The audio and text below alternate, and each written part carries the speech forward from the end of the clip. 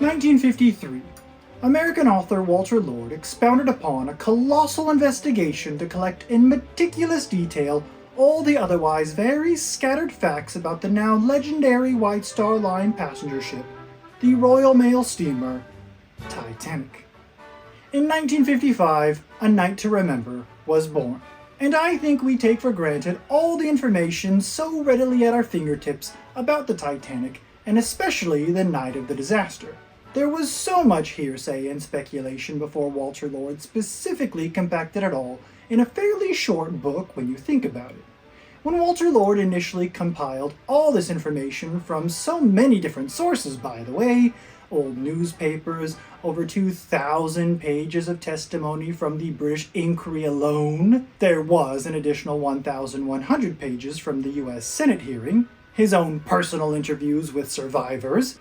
Now there were other books made about the Titanic before A Night to Remember, even ones made directly after the sinking. Is that the yellow book? The yellow? Oh, it is the yellow book.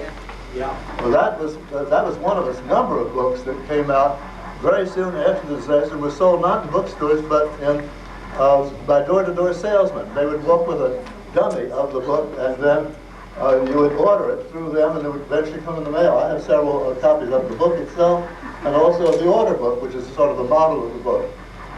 They aren't very accurate because they were written so fast, put out so fast, that actually they often chapters contradicted one another because they use newspaper stories and a stapler more than a typewriter to get out the book. But nothing this comprehensive, and nothing with this sheer amount of mass appeal. The 1958 British film of the same name we all know and love was produced pretty much right after the book debuted. Indeed, Walter Lord and A Night to Remember sparked interest in the ship and the disaster, and even helped tighten the Titanic community. Organizations were formed that brought survivors together. If it weren't for A Night to Remember, it's likely that the Titanic and the disaster would fade into obscurity. This is a special illustrated edition, whose dust jacket needs some serious repair work, with a foreword by Walter Lord himself. To think, just 10 years later, in 1986, the wreck would be discovered, confirmed to have been split in 2 pieces, by the way, and he would compile a companion guide, or sequel if you will, titled The Night Lives On. Now, The Night Lives On doesn't get a whole lot of attention. I forgot even how I heard about it. Not that it's been criticized for being a cash grab, but somewhere in the back of my mind, I just kind of couldn't seem to help but innately perceive it that way myself. I don't know, it's just so obscure and maybe gives the impression of unnecessary additional information. Like, everyone will know what you're talking about when you mention A Night to Remember. But The Night Lives On? It so happened to be published right when the wreck was found, for example, sounds like pretty convenient timing. Yet because Walter Lord himself wrote it, and because it was written right after the wreck was found, I found it worth checking out, and I was so amazed at the new insight. In a world saturated with so much Titanicization, what else is there to learn? I can't help but so often ask. And this book showed me that there is so much more to learn indeed. And there were some very pointed points throughout the book that I am so convinced James Cameron put directly into the 1997 epic. I think this book needs more credit than it's given, so in this video I'm going to be discussing those new discoveries and insights, as well as the parts that I think James Cameron was directly influenced by. If you've seen my Comparing Every Titanic Movie video essay deep dive, you'll know I discovered how much James Cameron was influenced, and in some very almost copy and paste ways, by previous movies. And I don't just mean A Night to Remember either.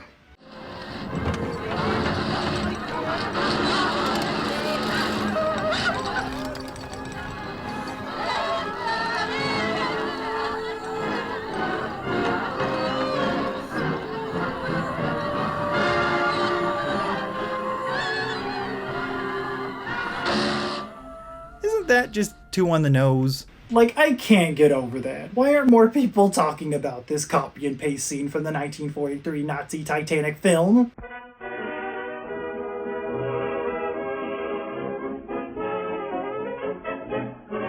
Walter Lord led quite the life himself. He graduated from prestigious universities like Princeton in 1939 and Yale. He became part of the Office of Strategic Services, or OSS, during World War II, an independent U.S. intelligence agency. The man was a copywriter, a lawyer, as well as an author. A native of Baltimore, he was born on October 8, 1917, and at 84 years old, died of Parkinson's disease on May 19, 2002, in his New York City apartment. One thing that I'm sure is common knowledge to Titanic aficionados is that the man sailed on Titanic's sister ship Olympic at age 10 in 1926 after convincing his parents to do so. Could you imagine? And it really adds to his ethos because it was his interest in Titanic that made him want to travel on the Olympic in the first place. It makes me wonder if that was normal at the time. Let me know if you have any insight into that, because I'd really like to know. But what an absolute legend of a guy, and based on interviews and presentations and his kind of cheeky writing style, he seemed like a really fun guy to be around. And I actually had a lot of fun with the audiobook. That's right, I admittedly didn't really want to read it in the traditional sense if I could just listen to it in an audiobook form, but the only one I could find was this apparently not easy to purchase abridged version screenshot here. So I read it and loved it and decided to make my own audiobook of it available on this channel and linked below if you're interested. But I love his writing style because it really does have everything from the pacing to the detailed facts, drama, intrigue, humor, and a certain good-natured sardonic undertone at times. It feels like he's teaching a class while having a close, candid conversation with you at the same time. This is a first edition I got on either eBay or Amazon, but probably eBay. In really good condition, too. I just repolished the dust jacket to make it look even more fresh. And what I find interesting is that the original tagline is New Thoughts, Theories, and Revelations about Titanic, while the repackaged 1998 version updated it to The Untold Stories and Secrets Behind the Sinking of the Unsinkable Ship Titanic. Definitely doesn't have the same ring to it, and is a little bit wordy, but I totally understand the slight rebrand. I mean, you do need it updated and relevant to current audiences, right?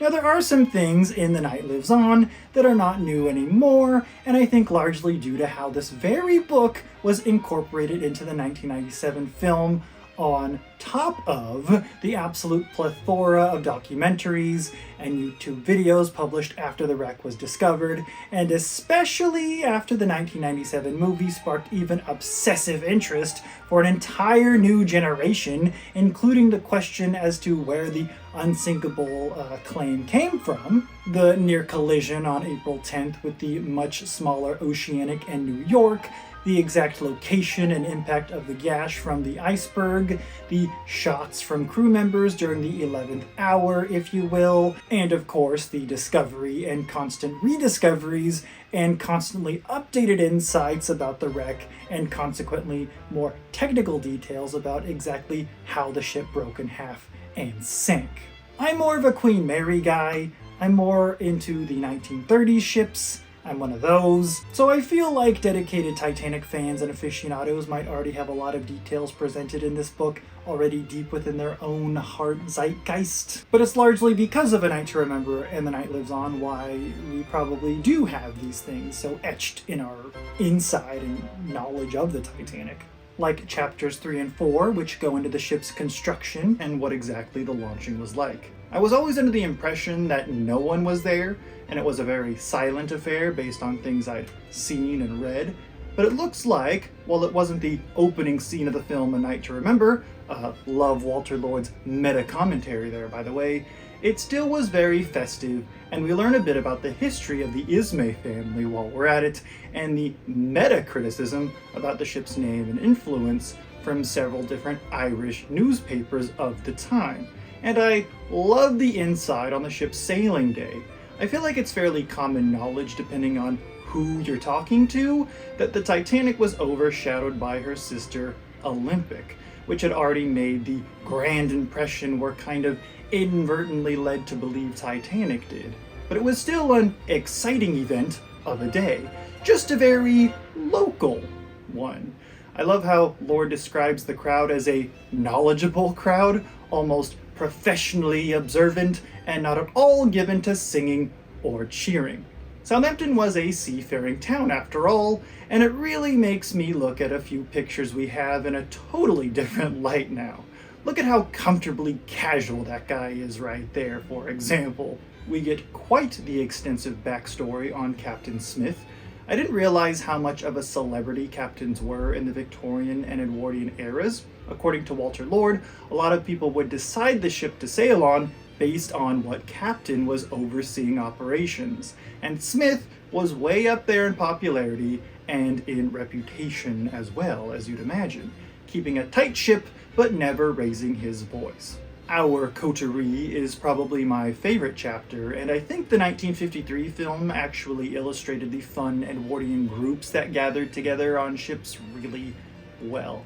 Passengers who just vibe really beautifully and form a fun, playful swish of a clique, if you will, and their fun, silly quirks, and how they all collectively responded to the disaster while we're at it.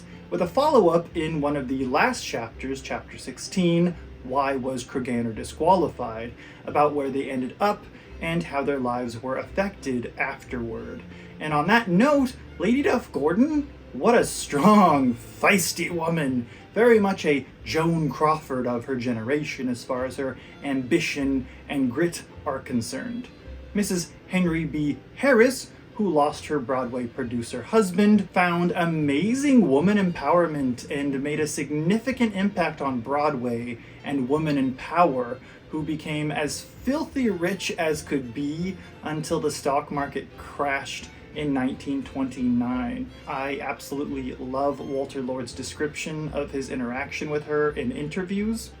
And speaking of Creganer, we find is the name of a favorite racing horse at the Epsom Downs Derby who was suddenly disqualified in 1913 because it was owned by J. Bruce Ismay. And Walter Lord speaks in detail about whether or not that was really the case. Entire towns named Ismay changed their name just for that reason, because Ismay was somehow now associated with them. Super crazy time. And while we're on the subject of Ismay, the debate about him as a person has been discussed a lot lately in particular, and credit where credit is due, Lord says that many writers have called him a recluse. He amused himself sitting on a park bench, chatting anonymously with down and outers. So I guess you can take that either way, but it looks like he was doing a very honorable pay-it-forward act upon these people. Everything I've read about and learned about Ismay is that he was a spoiled, wealthy heir who was a smooth talker and tried to get out of the investigation as quickly and indiscreetly as possible, but did a lot of good things too, certainly later on in his life. Now, I found myself so inspired by Chapter 13, The Electric Spark, the title given to Carpathia's captain Arthur H. Rostron, and what an incredibly honorable and brave and quick-to-response leader he was. And details we don't get in documentaries, not just how he avoided icebergs to rush to Titanic, but about what the preparations were like, and how he consoled survivors and no doubt aided in capturing Ismay. That was a wild ride, if I do say so myself. What Ismay thought would be a quick witness testimony too, by the way, went on 58 pages worth at the British Inquiry. And Ismay was the first witness to testify too. Rostron also aided in mitigating the swarms of reporters surrounding the Carpathia during quarantine at Ambros. Amboise? One reporter even managed to jump aboard and was promptly captured and put under house arrest on the bridge. And the last thing I'm going to note, as far as new insights are concerned at least, is about the SS Californian. In the 1976 illustrated edition of A Night to Remember, Walter Lord reveals to me how kind of obsessed he was about the SS Californian situation, actually.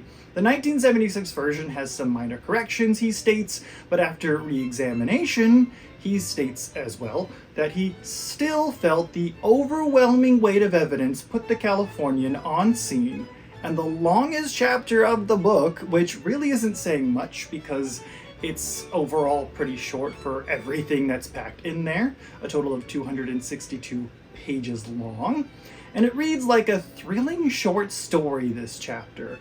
How no one paid attention at first, and the captain docked in New York almost got away with the alleged negligence in response to the Titanic distress calls, and the crew who tried to take action, but the lack of communication that complicated it. I feel like it's a sub-subject to the Titanic disaster that die-hard Titanic fans probably know all about, but everyone else doesn't so much. And as much insight as Walter Lord gives about it in A Night to Remember, it's like a completely different angle here. In fact, he says in the chapter that if he could go back in time to the night of the sinking, it's not aboard Titanic, but the Californian that he would want to bear witness to see just how it all went down. See what I mean by obsessed with the Californian subject?